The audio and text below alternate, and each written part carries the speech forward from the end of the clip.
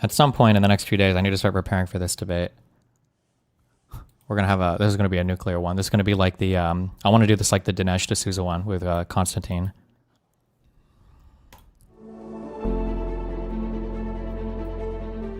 On August 12, 2017, I've only seen like clips and pieces, but apparently this guy just did an interview in England. He got fucking roasted.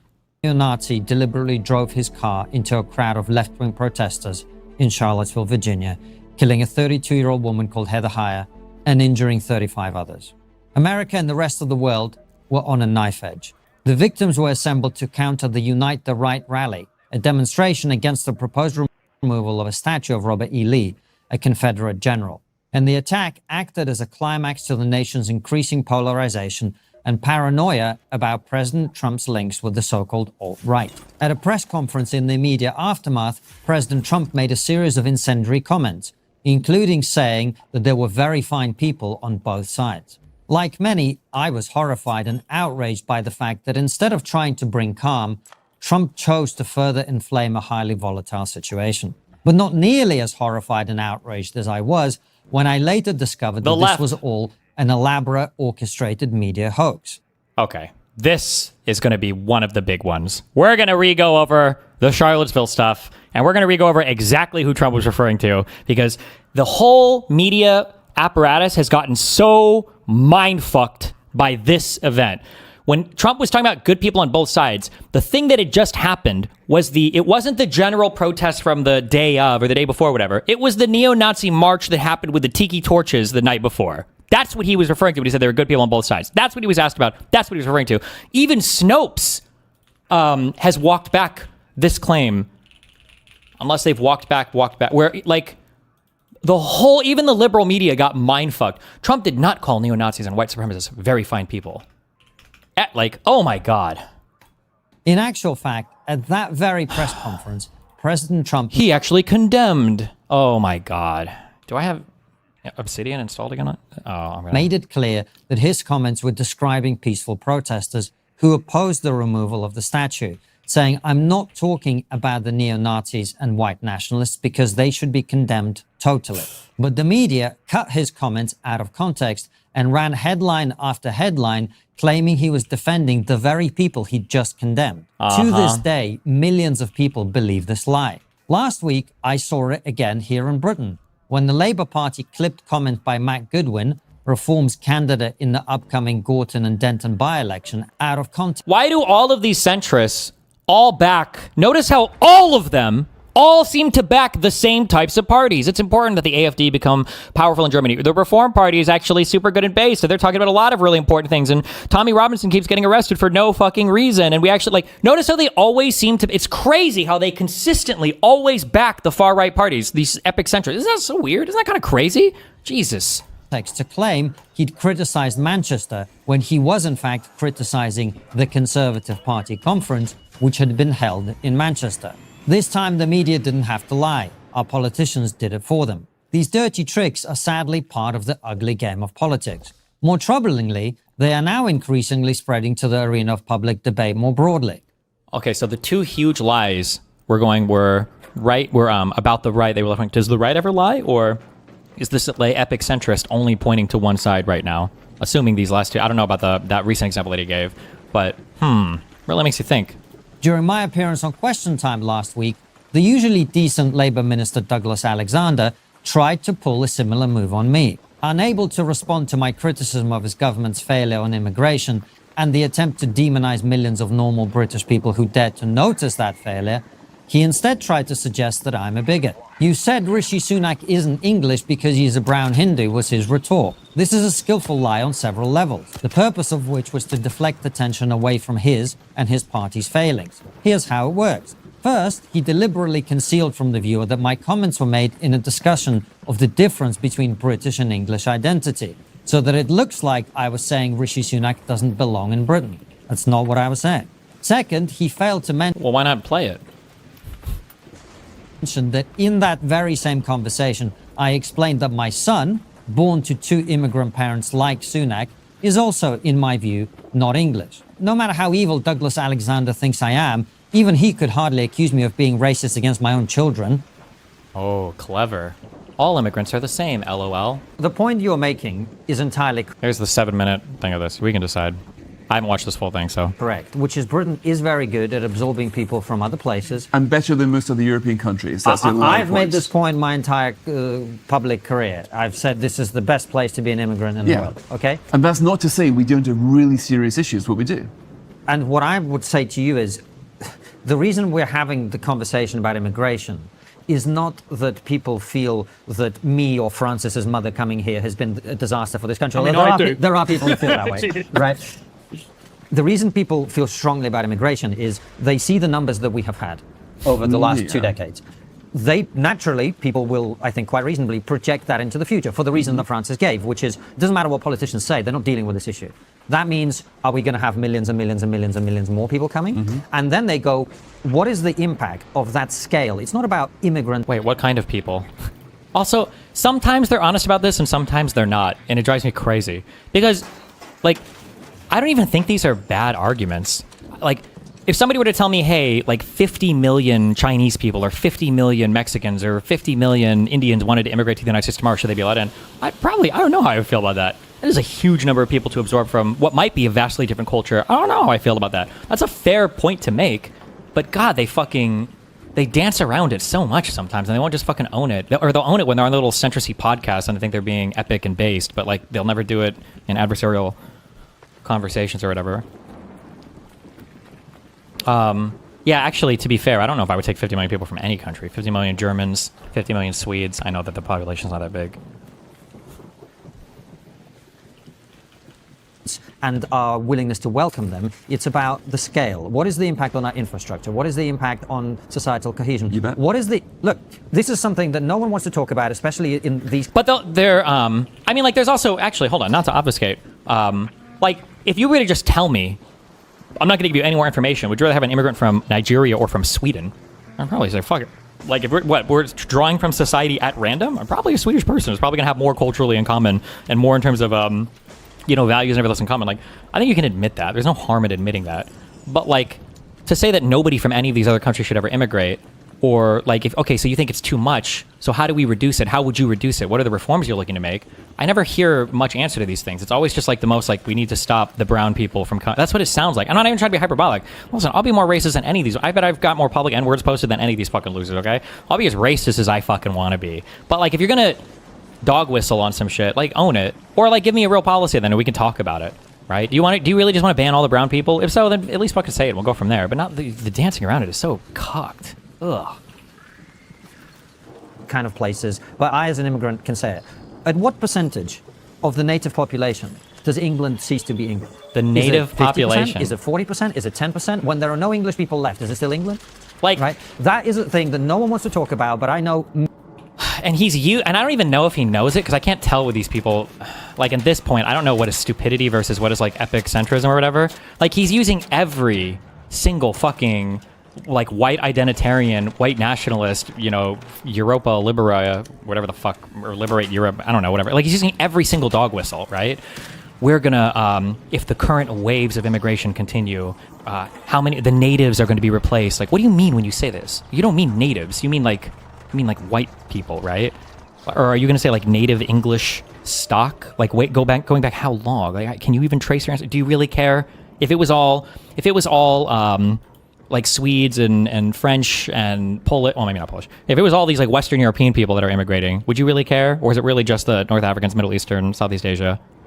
Wait, is India considered Southeast Asia? Is that considered in that region? It must be, right? Millions of people subtly feel, and not just English or British people, my relatives from Russia or Ukraine or Armenia or whatever, they come to Heathrow and they go, is this still England? Right? Now, you could say that shows the success of our society. There's a hell of a lot of people who don't agree with you. That's right. I mean, do we regard Rishi Sunak as English, for example? I've always said, this is a very unpopular thing, that I'm not English, I will never be English. I don't think Rishi Sunak is English. We're both British, but we're not English. No, you weren't born here, you were an immigrant. No, but my son was born here. I don't think my son is English. Right. He's born to a Russian again, and that's Ukrainian definition, immigrant. right? I would say that Rishi Sunak is as English as Tizer and Wyverns, right? He is absolutely English. He was born and bred here. And I wouldn't say that the colour of his skin makes him any He's less. a brown Hindu. How is he English? Because he's born and bred here. So by being born here, you become English, in your opinion? Yeah. Like, what is... And if it's not, maybe he'll maybe he'll say this. This guy's about to kill me. I can feel it. I'm not shooting. Like, will he specify? I'm talking ethnically. I mean ethnically. The ethnicity of... I don't even know what the ethnicity is. It Anglo-Saxon? Who are the fucking British people or whatever? Like... maybe he'll say that. Britons or whatever? I don't know. English, because there's a difference, right? I don't think English is national. Look, to take, I'm Scottish, right? Yeah. Now, are my kids English? I would say they are. How? Because they were born here. They're Scottish. Nope. By blood, No, right? they've hardly ever been to Scotland, unfortunately. So what? By blood. Okay, hold on, wait. I legitimately don't know, okay? Because I don't know your Britbonger things. Is there like an ethnically distinct Scottish and ethnically distinct English people? Is that like is that a hardcore, is that a thing? We've got no, yes, yes, yes, yes. Okay, most people are saying yes. You can tell. Ooh.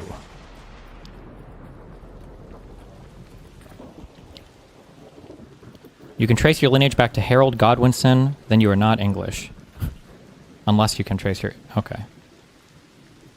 Wait, how did Destiny ask if India is Southeast Asia? And a bunch of you said yes.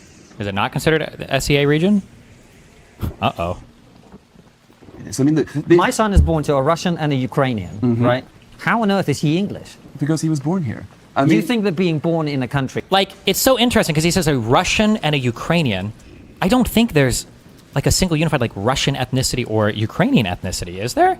Aren't there different ethnic delineations within like both these countries? So would he say like my child is ethnically Ukrainian but not ethnically English? I feel like you can subdivide these. This gets into the annoying thing for race. This is why it's easier in America. We just hate blacks and browns and yellows and reds. Everybody that's not white.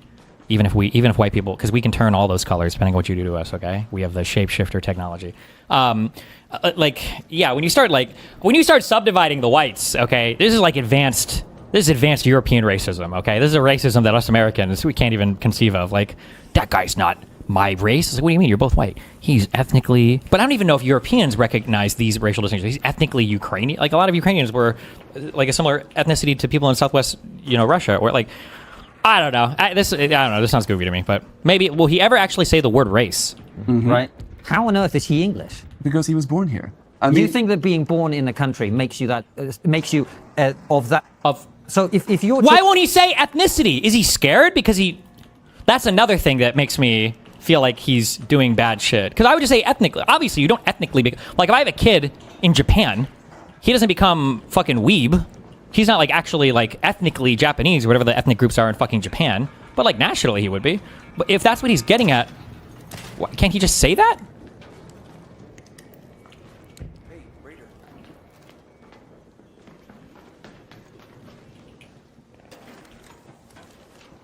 Children have been born in Japan. Would they be Japanese? If they were born there, look, you get white Caribbean people, for example. Hold on. Just the Japanese example. Would they be Japanese? If they were born there and lived their life there, then yeah. Yeah. But Look, this is referring to a nationality as well, right? Like, what are you if not? Are you not? What if you're like a full-on Japanese citizen? And you're not Japanese. Like, what are you at that point? I hate these arguments. Oh my God. It comes down to I think the imperial identity, I get, and I've said this, right? People should be able to come to this country and they buy into the imperial overarching identities. Exactly. We're all British. Mm-hmm. That's fine with me. But pretending that my son is English... Like, it's also weird to me, and I don't know how true this is. I'm treading on careful ground because I'm not British at all. But I feel like... I almost feel like Scots or Welsh people, whatever, I almost feel like they'd be more willing to give on the ethnic grounds than the nationality grounds, right? Like, fine, we might have, like, some mixed, genealogy or whatever, some mixed lineage, but we're sure as fuck not English. And, we're sure as fuck not Welsh or Scottish, like, nationally or culturally. Like, these are very different groups of people. The idea of saying, like, we're all British, I don't know. I feel like these groups... At least the Scottish people, man, over the Brexit shit, I feel like I saw a lot of shit. I feel like these groups see themselves as quite different, and not just because of like ethnicity. I don't know. What? Come on. It depends if you think English has got an ethnic undertone. Now, Thank Of course you. it does. Well, I Thank disagree. you. And by the way, you might say it's not my country. Okay, you what might about, just no, say no, it, no. What about but Japanese people? I would say Hamza Yusuf, for example, is Scottish. Right? So look, you might disagree with me. People have different definitions of this. But in my opinion, if you're born in a country, you are of that country. I can look at my sons have half Scottish, half Slavic blood, right? If you were to do one of these ancestry.com tests, they might say that. But in what meaningful sense are they half Czech, really? You're misusing the concept of ethnicity. Please look it up. It's not synonymous with race. So I hear you, buddy. No one cares. Also, because we did look this up at one point, because people were calling me out on this, and then half the chat was disagreeing. Apparently, between America and Canada, and maybe it's between America and Europe as well, apparently we literally use these terms opposite. Like, what Canadians mean when they say ethnicity is what Americans mean when they say race. And then what so I don't know if there's like a super solid, like, this is the 100% understanding of these terms or whatever, so I don't think it matters so much.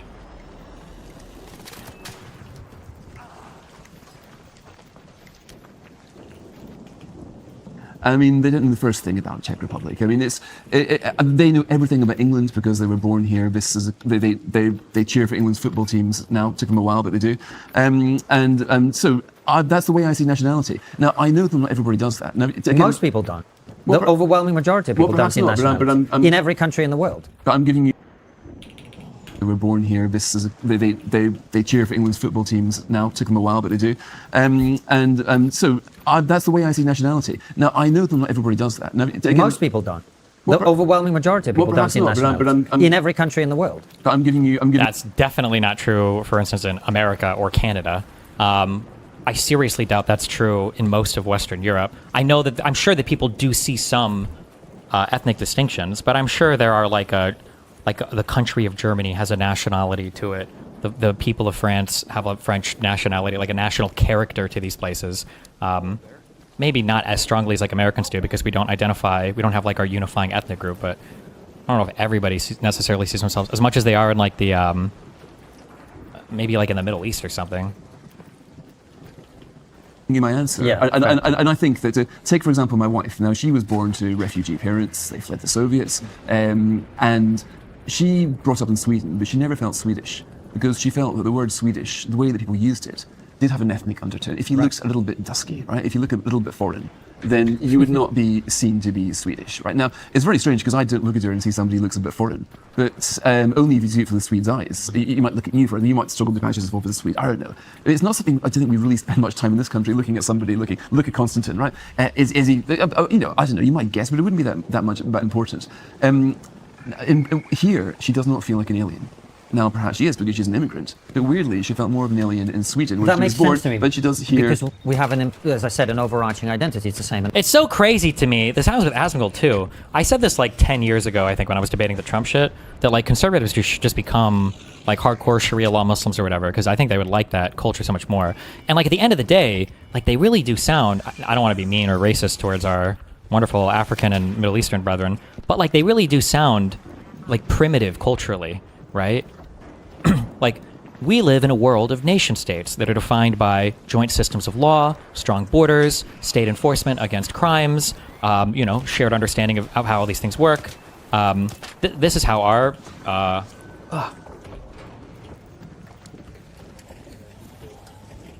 hold on. This is how our countries work. And they're like, wrong! We need to look at the last names of everybody. We need to go by our ethnic identities. It's like, this is some fucking African warlord shit. Like, what the fuck? Like, hello? Like, everything you're advocating for is exactly what it feels like a lot of the Western world was literally founded in opposition to. And it seems like you want to go back to all of this? I don't know. It's kind of wacky to me.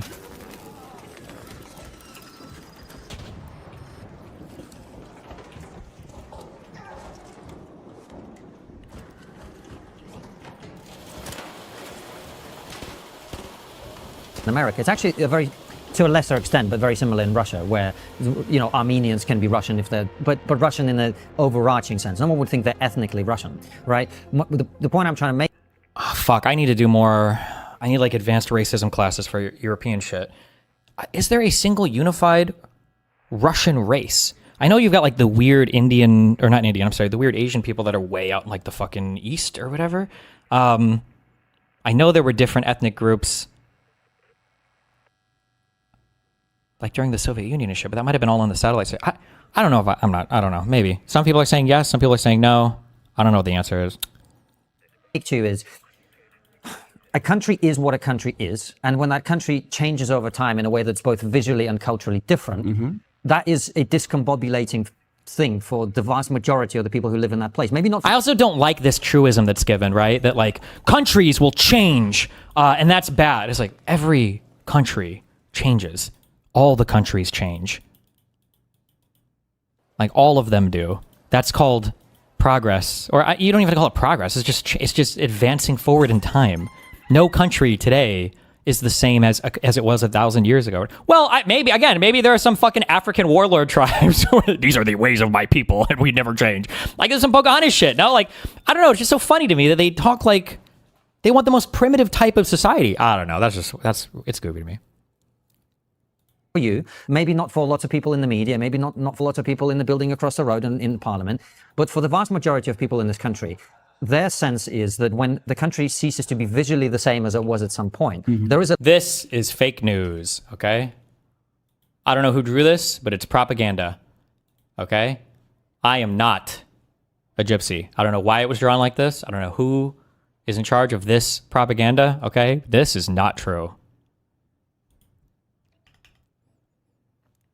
The only people that I will accept as having a unified ethnic identity for their country are Somalians, because I don't know why we're Somalis, because for some reason you just like Somali. Sorry, just kidding.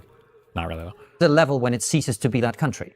Well, the countries always change. You have the Gael, the Pict, the Saxon, the Dane. I mean, you have got patterns. By the way, I don't want for a second... Yeah, it's the forehead thing. To seem to be disparaging or diminish people who feel that way.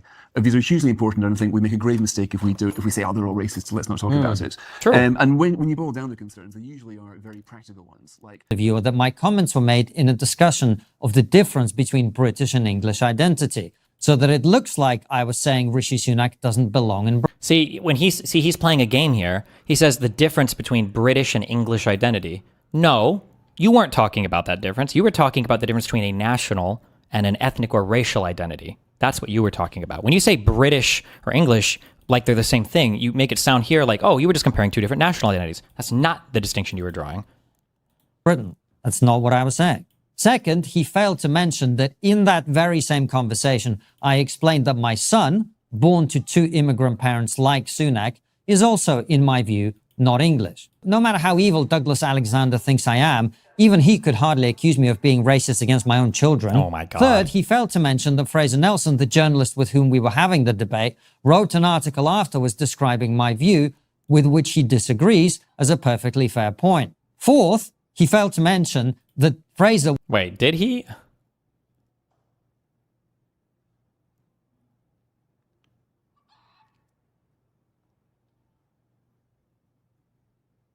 The once unthinkable is being said regularly. Yesterday's taboos are becoming today's orthodoxies. A new breed of digital conversation programs are shaping the national conversation. Okay, well, this doesn't show what he's saying. That's just the intro to the article. Maybe in the article he goes on to say this is a fair point, or... agrees as a perfectly fair point. Fourth, he failed to mention... I also really don't like the phrasing there. Like, he agrees that it's a fair point. That makes it sound like, to somebody that's not paying close attention, oh, so he agrees with that point. That's a lot different than saying he agrees that it's a fair point. Like, I think it's a fair point to bring up that Renee did ultimately accelerate her car in at least the direction of Lizzo. That's a fair point to bring up. I don't think it's a good one. I don't think it's a good argument, and I don't think it goes to the totality of circumstances that would justify the Hispanic cop for executing my white queen in my white state of Minnesota. But to say that, well, Destiny agrees that it's a fair point, I don't like that characterization. I just don't like that phrase. That feels very snaky to me. That Fraser was the one that brought up Rishi Sunak, not me. I don't go around discussing who's English and who isn't. And fifth, finally, and most importantly, he didn't mention that prior to being elected, Rishi Sunak described himself as British Indian, saying, British Indian is what I tick on the census. We have a category for it. I am thoroughly British. This is my home and my country. But my religious and cultural heritage is Indian. My wife is Indian. I don't even know what the fuck that means. Wasn't a lot of India built around like different races and their whole fucking caste system and shit? I don't even know what the fuck. Bruh, gee, I don't even know, man. Okay. Wife is Indian. Was it not? Was it all cultural? Were there no racial or ethnic differences between different castes in India? There are a shit ton of Indian ethnicities. Do not go down the caste rabbit hole. These 5 steps is how you go from two people having a reasonable discussion about their views of what it means to be English and British to pretending that one of them is evil. Even if you disagree with what I said or thought I didn't articulate my point well, this is dishonest framing. Why do they do this? Because it's easier than addressing the arguments I'm making. On question time, I made 2 basic points. One is that net zero is industrial suicide, which has destroyed our economy and why does is there anybody reasonable? Is there a real person?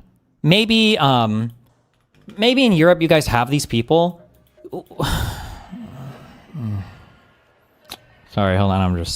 I just want to sundown until I die.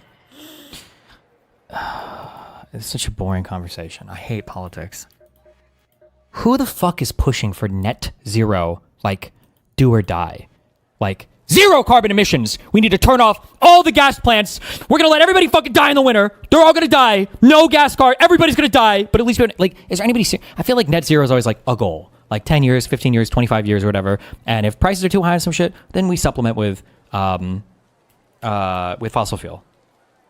Like, maybe in Europe there are crazies. Like in America we have those like lunatics, but they don't represent like the lawmakers. Like nobody's seriously saying we're gonna fuck over the cost of all of our fucking energy for net zero. Like, it's just a direction to head in. And this is like you're so retarded to fight against alternative energy. I don't know why you would ever fucking fight against this.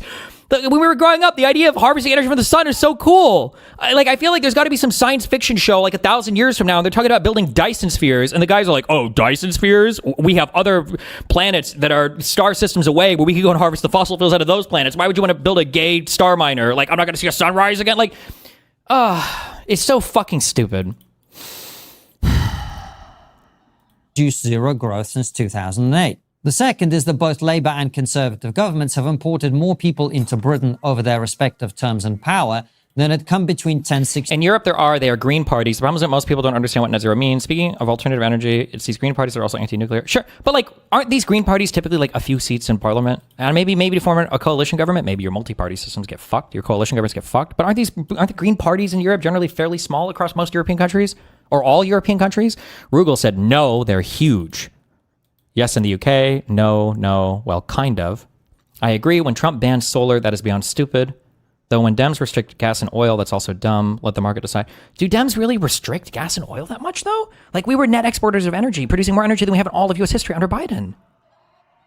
I thought that cap and trade was an interesting idea. I don't remember where economists stand on it. It feels good intuitively to me, unless there's some market mechanism I'm not understanding. But like, imagine we get to a future where we can like reliably produce at low cost non-fossil fuel energy. Like, imagine the ramifications for our economy. Imagine the ramifications for our atmosphere and our environment. There was a paper that just came out recently showing how successful we were removing lead from so many things. Imagine the ramifications for, did I say national security already? It just gives us the freedom to do so much cool stuff. Scientific advancement, AI advancement, you want to build data centers. I don't know. 1966 and 1950. Can they deny this? No. Can they dispute the fact? He stood more people into Britain over their respective terms and power than had come between 1066 and 19. Like, I've heard people like Canute, who will blame Green Party people or whatever over the increased cost of energy in Europe like a few years ago. But was this because of Green Party people shutting off fossil fuels, or was this because of the war and the weird restrictions that started to pop up related to Russian energy? I don't know, man. Since 2008. The second is that both Labour and Conservative governments have imported more people into Britain over their respective terms and power than had come between 1066 and 1950. Why, though? Can they deny this? Oh, wait. For what years? Then had come. The governments have imported more people into Britain over their respective terms and power than had come between 1066 and 1950. Can they deny this? Okay. No.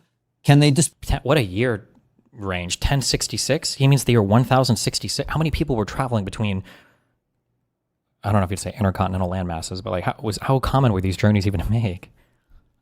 Viewed the facts? No. So all they have are the smears and the insults.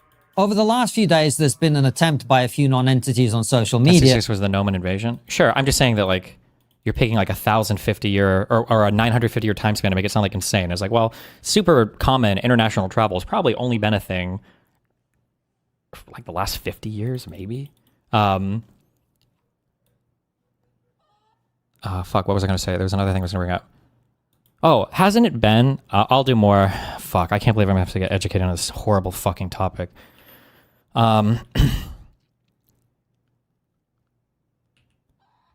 The immigration in the UK. Haven't they imported like more workers and more people into the UK in the past like 10 years for Brexit and more than like the last 50 years before that or something? Because they're so hungry for workers now, and they've lost their movement people, their seasonal workers and temp workers from Poland and shit, from Eastern Europe due to the whole Brexit shit. Like the Brexit shit fucked the UK. Do any of these people admit that Brexit completely fucked the UK? I already know what their answer is going to be. Well, yeah, it fucked us, but that's because they didn't do it right. They didn't do it enough. They didn't go hard enough. They didn't go far enough. Like, what? Fuck off. Oh my God. I don't know. No. Can they dispute the facts? No. So all they have are the smears and the insults.